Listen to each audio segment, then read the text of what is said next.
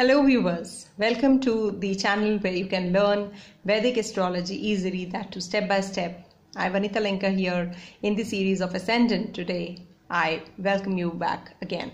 Moving on to the Sagittarius Rising, meaning thereby that when you were born, the sign rising from the eastern horizon at the time of your birth, which happens to be the sun's path too, this particular sign of Sagittarius was rising. Thus, the accurate birth time and place is so very important for an accurate horoscope. You see, the ascendant changes its degrees every few minutes. That's why even the twins can be so different from each other. The rising sign is so important. It plays as an image we project, the impression we make on others. It's more like a face. The real you. The true self. The ascendant is the foundation of the whole chart. How the rest of the signs are set, what kind of family one will have, siblings, children, profession, education, marriage, the whole life force energy, the spiritual growth, etc., etc. Everything depends upon the Lagna rising one is born with. Then the houses are fixed, that too, like that of children 5th house, marriage 7th house, mother 4th house, profession 10th house. But how will be the life force energy of a particular person only depends upon the rising sign. And today is the turn of the Sagittarius rising, the philosophical and the carefree ones. It's not the sun sign or the moon sign, it is the rising sign at the time of birth of a child at a given location that I am discussing about. So to start with, let's know how the rest of the signs are placed in a Sagittarius ascendant horoscope, and as to how and what is the relationship of Jupiter, the lord of Sagittarius, with the rest of the signs and signs lords. So I present to you the diagram in which I will be showing you the horoscope of Sagittarius rising. So this is the Sagittarius rising, which falls in the first house, and this being the first sign, basically this is in the Kalapurusha Kundli, the 9th house, the 9th sign. So all the significations of 9th house, 9th sign will also function when we are looking into Sagittarius. It alone doesn't function. So it carries all the significations of a particular place and then functions as well. So we cannot keep the house and the signs aloof of the natural zodiac sign horoscope, the Kalapurusha Kundli. So 9, that is Sagittarius being the lord of Jupiter being the lord of the 1st and the 4th, that is Pisces. Then comes the Capricorn being the 2nd and Aquarius, Saturn being the lord of these two houses, 2nd and 3rd. Then Mars being the lord of the 5th as well as the 12th house. But you see, the trinal houses are always, the lords are always friendly with the ascendant rising, the sign rising in the first one. So Mars and Sun become the friends of Jupiter. Then we come to the Venus, which is the lord of the 6th as well as the 11th, Taurus and Libra. So that also becomes neutral for this one. Actually, they are not friends because they are two gurus we are talking about. Jupiter is also guru and Venus is also guru. So they are not actually friendly, but we can say, we can call it neutral because 11th is also wealth giving house. So then coming to Mercury, Mercury is the lord of the 7th and the 10th. So it becomes a very important, it plays an important role in Jupiter's, rising sign. So coming to Moon, Moon is the lord of the 8th. So Moon becomes the bitter enemy of Sagittarius rising. Leo being the lord of the sun being the lord of the ninth house, becomes a friendly one. So this is how the chart would be, and now I will be telling you about the significations and how the lords and the they all function. But before to that, we want to know why one is born with this ascendant Sagittarius. The opposite sign of Sagittarius is Gemini, as I've just showed you. Now the people were very communicative, restless kinds, ever curious, childlike, superficial, indecisive and nervous types in the previous life. Now being born in this Sagittarius rising, they want to grow spiritually, be philosophical, serious, matured kinds, and have high religious outlooks. They want to be optimistic rather than being pessimistic or nervous. They are rather focused types. So they chose this ascendant to compensate on what they were lacking in the previous life. So that is how they have got this ascendant. Now coming to the first and the fourth house ruler, that is Jupiter. You know that eventually everything will be okay. For these people, they are very sure. You always look at the bright side of the things, which is mostly the case since you are lucky. You are philosophical and goal oriented. You are never still. Obstacles don't deter you from making long-term plans. You like to stay away from the negative people and pessimist thoughts. Though you try to help others in every way you can. You love to read and think. Outdoor adventures, traveling, meeting random people excites you. You can easily strike up conversation with even strangers. Outspoken at times. You come straight to the point. You follow your own set of principles and you are honest in conduct. See, this is a very pious sign, Sagittarius, and generally they are born lucky. And people look up to them. They want to follow their advice.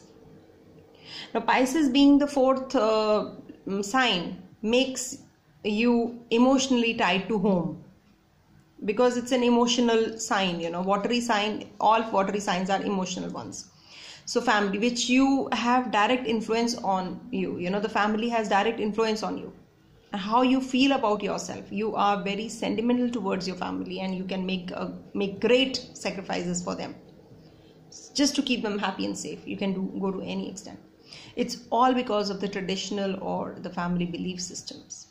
You look within your emotional nature to find practical applications for achieving your life goals. You have an idealistic view of the mother. Now coming to Saturn being the lord of the third and the fourth, individuals having second house in Capricorn where Jupiter debilitates shows impulse towards wealth that can be manipulative while spending, saving, investing or dealing with their money. You may have the scarcity of resources in the beginning but would be able to build up your wealth over a period of time. Cautious with money, you do not splurge on luxuries and comforts. Practical and good at making money. No one can guess how much they have. This is mainly because you prefer to live an average and a simple life.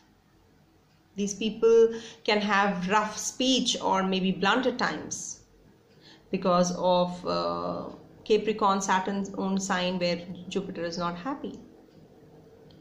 Now coming to the third one, a long life learner in what Aquarius as third house makes you. You love to learn for the sake of learning. You love to gather knowledge of all sorts, especially scientific lines of thoughts. You love technology. You have an intelligent and intuitive mind. You have your own technique, your own unique style of communicating. And while communicating, you might become a bit nervous and say whatever comes to your mind because Saturn is the ruler of Aquarius and is not friendly at all with Jupiter. So it gives you a haze. So you don't think much before communicating, You say whatever comes into your mind and then you get, oh God, what did I say? You have no patience for those who are not as forward thinking as you are. You love increasing your knowledge base and sharing it with everyone. Coming to Mars being the ruler of the 5th and the 12th. 5th and the 12th, Aries being the 5th house owner, the ruler, makes you love hobbies that require physical activities. You long to go on adventurous trips and play sports because Aries is a very adventurous and a very zealous sign, and it's in the trine, not to forget that. Your hobbies and romance both play a very important role in your life because 5th house is creativity, self, and romance as well. So you are passionate about both the things, love life and your hobbies, both. You are impatient and hopelessly fall in love. You chase romance aggressively, but most affairs fail disastrously, sometimes even before starting. With kids, you lack by patience and might even be hot-tempered. You want them to be disciplined and competitive. You are very creative and have very novel ideas. Because wherever, Mars-owned signs will give aggression to that particular house, the significations of that house. 12th house is Scorpio, which is a powerful sign of subconsciousness. There are many closely guarded secrets and mysteries in your life which you like to keep away from the public eye. Your exterior personality is fun-loving, you see, and outgoing, but internally you're very mature, grounded, sensible. When comfortable, you are fascinated by the occult science and other studies as well that reveal into mysteries of life. Even taboo subjects like on sex and all, you may catch your interest. They might just attract you and you might catch interest in that also. You are more powerful than everyone and even you realize. You have the power to bring other people and their thoughts under your control or transform them. You have deep inner convictions.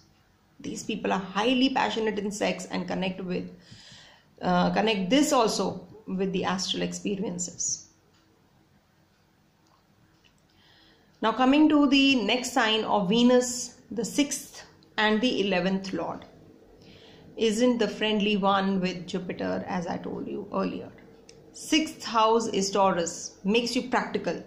So wherever these signs will fall, their significations will come up, clubbing with the particular house they are falling now. 6th house, work, service, practical when it comes to work. You're committed, but you lack discipline. Everyone might think that you are slow at work because you're too much into details. 6th house is too much into details, and Taurus is a very stubborn sign, the fixed sign.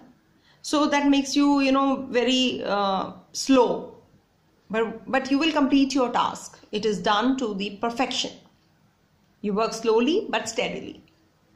There are only a few times when you act lazy, especially when the work is not of your interest. You usually get along with your co-workers and superiors, but might rebel when works and demand, when your work demands becomes unmanageable.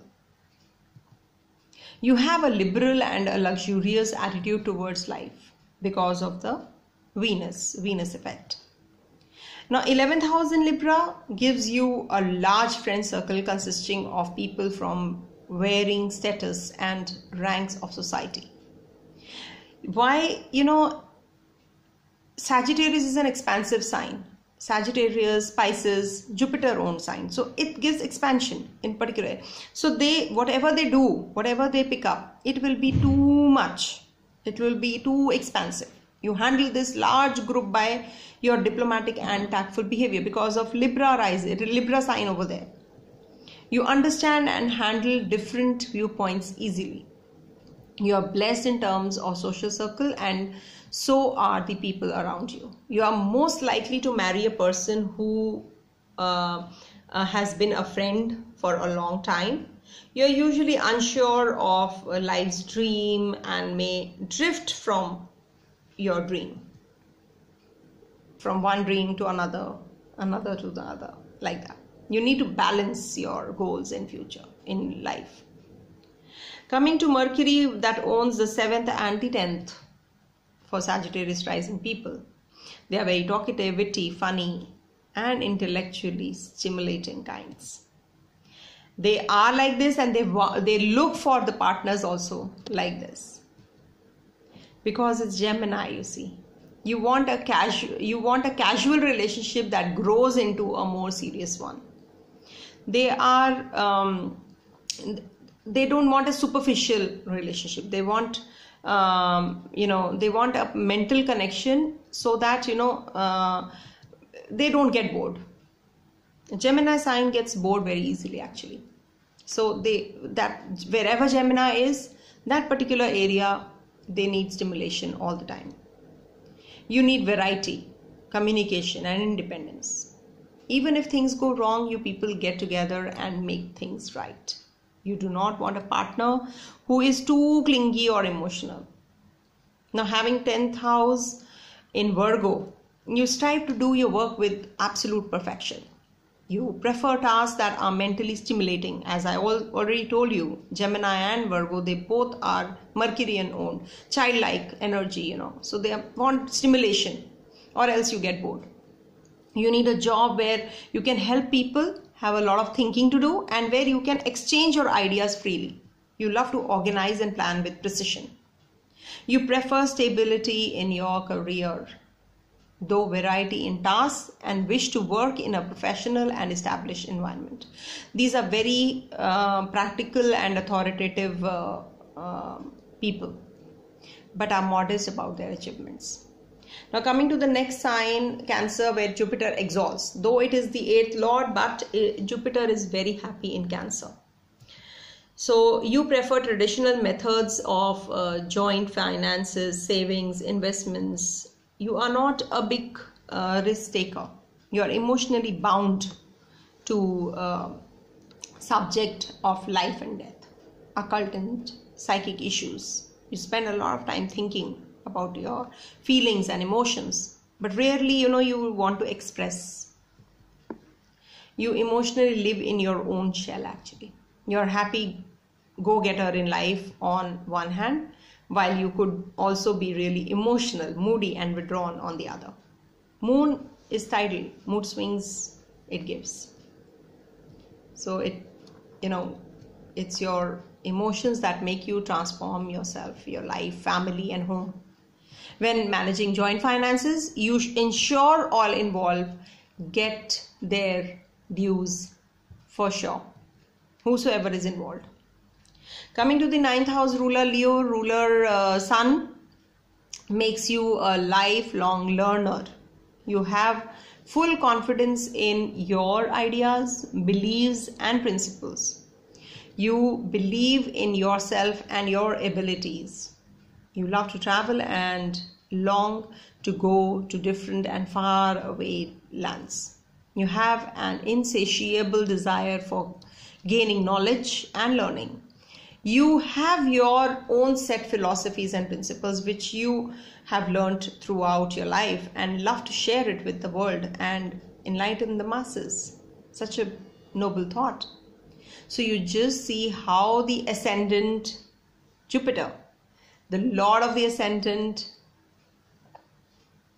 plays an important role, and how they work, you see it's such a beautiful science, in deciding as to how your life pattern is. So such as difficult subject becomes so easy that to decipher one's life and what we have to pay for our karmas in this and the next lives as well. So this brings me to the end of this video, and moving on to the next rising sign of Capricorn, the career-oriented, persevering, and a well-disciplined one in my upcoming video. So stay tuned And thanks a lot for watching such a long video. Thanks again. Stay blessed. Om Tat Sat.